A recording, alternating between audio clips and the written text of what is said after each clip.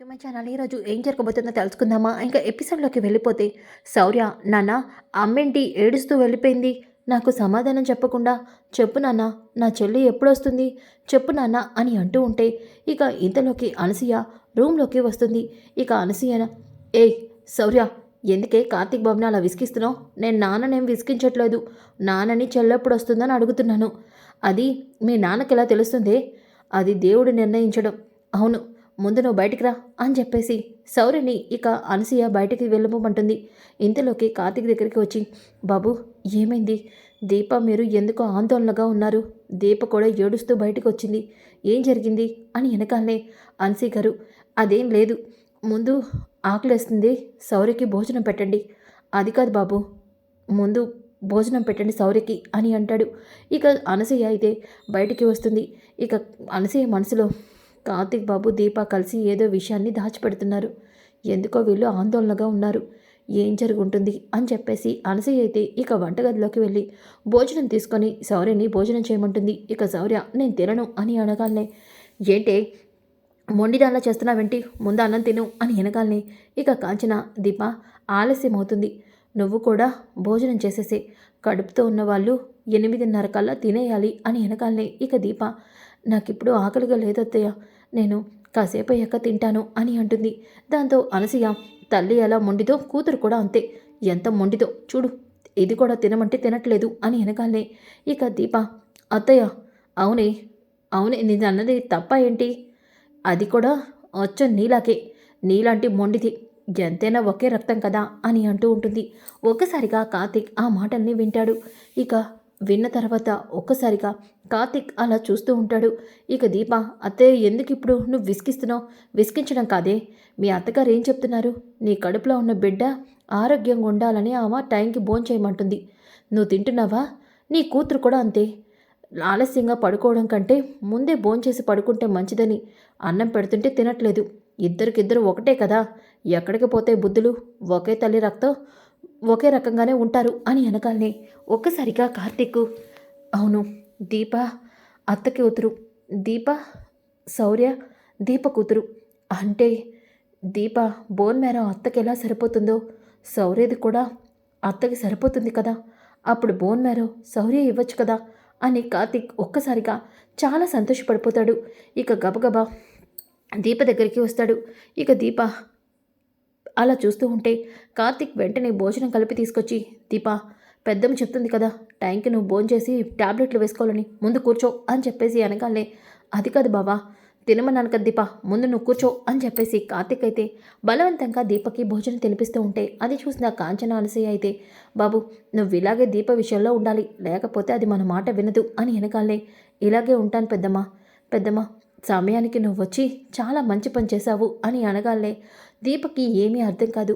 బావ ఇప్పటి వరకు బాధపడ్డాడు, ఇప్పుడేమో ఇలా మాట్లాడుతున్నాడు, అత్త సమయానికి వచ్చి మంచి పని చేస్తుందంటున్నాడేంటి అని అంటూ ఉంటే ఇక కార్తీక్ మా ఆనందాన్ని చూసి దీపకి ఏమీ అర్థం కాదు.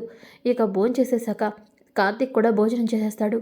ఇక ఇద్దరు కూడా రూమ్లోకి వెళ్తారు. ఇక దీప, బావా ఏమైంది, ఇప్పటి వరకు నువ్వు ఎంతో ఆందోళన పడ్డావు, కానీ ఇప్పుడు నీ ముఖంలో సంతోషం చూస్తుంటే నాకేమీ అర్థం కావట్లేదు, ఏంటి బావా అని వెనకాలనే, దీపా ముందు కూర్చో, అత్త సమస్య తీరినట్టే, మన కడుపులో బిడ్డకి ఏమీ కాదు అని వెనకాలనే, ఏంటి బావ నువ్వు అంటుంది, అవును దీపా, అత్తకి నువ్వు కన్న కూతురువి, నీ బోన్ మేర అత్తకి సరిపోతుంది, అలాగే శౌర్య నీకు కూతురు, శౌర్యకి శౌర్య బోన్ మేర నీకు సరిపోతుంది కదా, అవును బావా, అంటే అత్తకి నువ్వే బోన్ మేర ఇవ్వాల్సిన అవసరం లేదు, శౌర్య కూడా ఇవ్వచ్చు కదా అని వెనకాలనే ఒక్కసారిగా దీప, అవును కదా బావా, అవును, రేపు మనం డాక్టర్ని ఈ విషయం గురించి అడిగి తెలుసుకుందాం, అప్పుడు ఈ సమస్యకి పరిష్కారం దొరికినట్టే కదా అని వెనకాలనే దీప, బావా నువ్వు అంటుంటే నాకు ఇప్పుడు అనిపిస్తుంది, సరే రేపు వెళ్ళి మనం డాక్టర్ని కలుసుకుందాము అని చెప్పేసి కార్తీక్ అయితే అంటాడు. ఇంకా దీప అలాగే కార్తీక్ అయితే టైం అవుతుంది నిద్రపోదాం అని చెప్పేసి పడుకుంటారు. ఇక జోష్నకి మాత్రం నిద్ర పట్టదు. ఒక్కసారిగా జోష్న తనలో తాను చాలా ఊహించుకుని భయపడిపోతూ ఉంటుంది. అప్పుడే పారిజాత అక్కడికి వస్తుంది.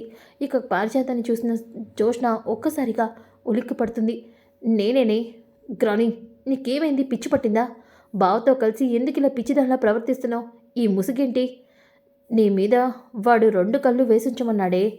అందుకే ఈ ముసుగులో నీ మీద కన్నేసి ఉంచుతున్నాను. గ్రాని, బావ తన స్వార్థం కోసం ఇదంతా చేయిస్తున్నాడు. లేదే, నా కొడుకు దాసు గురించి ఇదంతా చేయిస్తున్నాడు. ఖచ్చితంగా నా కొడుకు దాసు నీ దగ్గరే ఉన్నాడు. నువ్వే వాడిని కిడ్నాప్ చేయించావు. గ్రాని. అవునే, నా కొడుకు ఎవరి జోలికి వెళ్ళడు. అలాగే వాడికి ఎవరితో శత్రుత్వం లేదు. వాడికి శత్రుత్వం ఉంది అంటే అది నీ వల్లే. అవును, వారసురాల గురించి వాడికి మాత్రమే నిజం తెలుసు. కాబట్టి నువ్వే వాడిని ఏదో చేసుంటావని నా అనుమానం. మర్యాదగా నిజం చెప్పు అని వెనకాలే.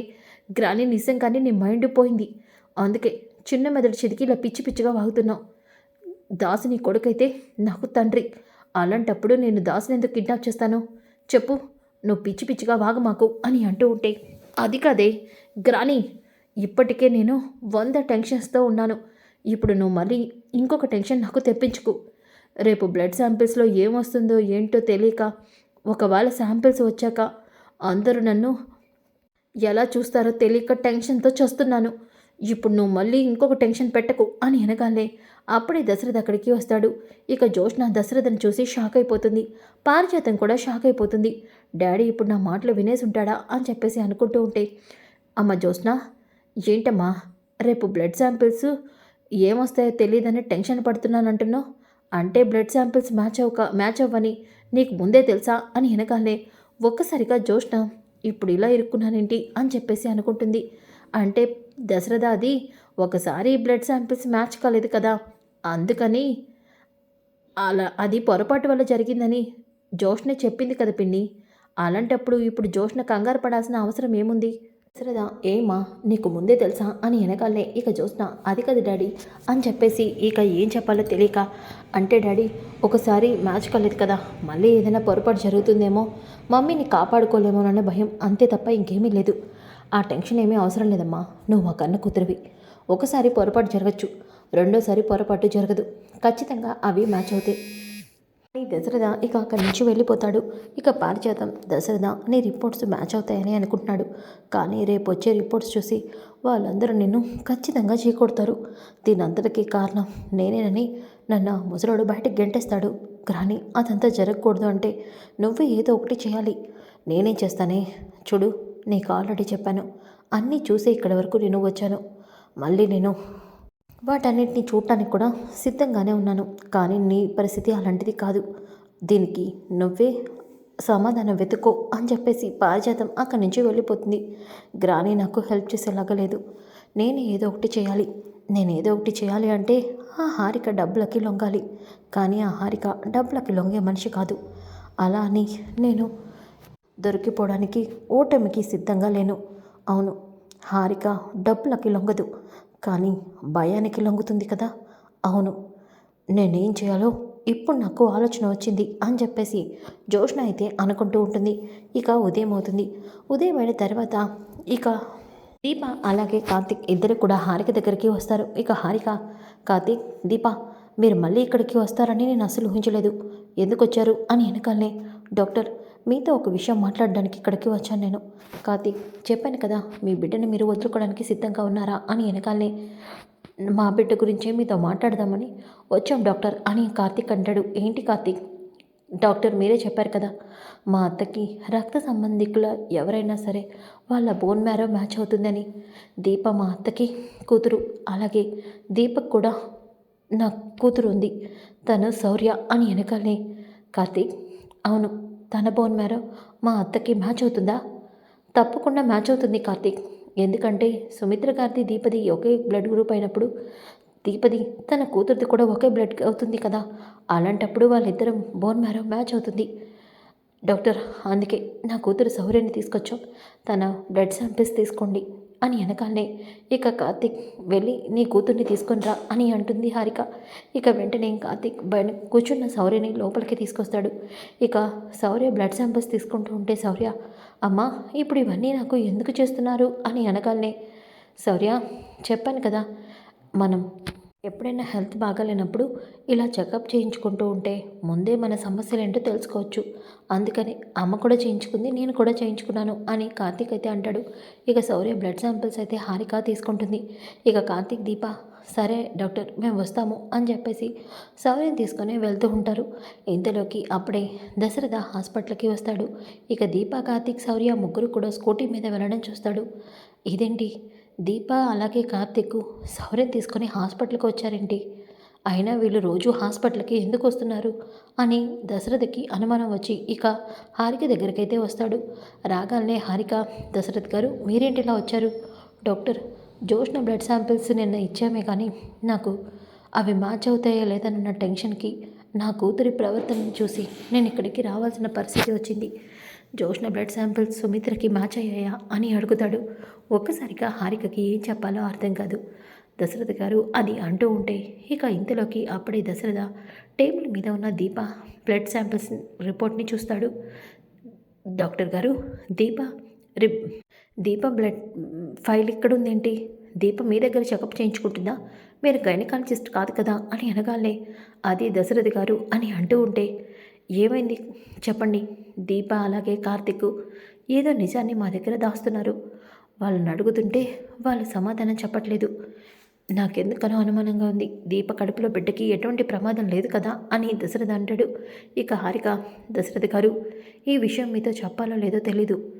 మీ మేనల్లుడు మీ దగ్గర ఎందుకు ఈ నిజాన్ని దాచిపెట్టాడో కూడా తెలీదు. కానీ భార్య మీద మీకున్న ప్రేమ, తల్లి మీద ఆ కూతురికి ఉన్న ప్రేమను చూసి నేను నిజం చెప్పాల్సిన పరిస్థితి వచ్చింది. మీరు అనుకుంటున్నట్టు దీప తన కడుపులో ఉన్న బిడ్డ గురించి చెకప్ కోసం ఇక్కడికి రాలేదు. సుమిత్ర గారి గురించే వచ్చింది. ఏంటి డాక్టర్ మీరు అంటుంది? అవును, మీరు అనుకుంటున్నట్టు దీపే మీ కన్న కూతురు. దీపే మీ సొంత కూతురు, జోష్న కాదు. డాక్టర్, అవును, దానికి సమాధానం జోష్న బ్లడ్ శాంపిల్స్ సుమిత్ర గారికి మళ్ళీ చెక్ చేసినా మ్యాచ్ కాలేదు. సుమిత్ర గారికి జోష్న కన్న కూతురు కాదు, దీపే మీ కన్న కూతురు. ఈ విషయం కార్తిక్కి కూడా తెలుసు. అలాగే ఈ విషయం మీ కూతురు జోష్నకి కూడా తెలుసు. అందుకే తన బ్లడ్ శాంపిల్స్ ఇవ్వడానికి భయపడింది. ఇప్పుడే చెప్తున్నాను, ఇదంతా కూడా నిజం. అలాగే దశరథ గారు, దీప బోన్ మ్యారో ఇస్తే తన కడుపులో బిడ్డకి ప్రమాదమని నేను కార్తిక్ వాళ్ళతో చెప్పాను. అప్పుడే వాళ్ళు శౌర్యని బ్లడ్ శాంపిల్స్ తీసుకొని సుమిత్ర గారికి మ్యాచ్ అవుతుందో లేదో చూడమన్నారు. ఇక్కడే అర్థమవుతుంది సుమిత్ర గారంటే తన కన్న కూతురు దీపకి ఎంత ప్రేమో.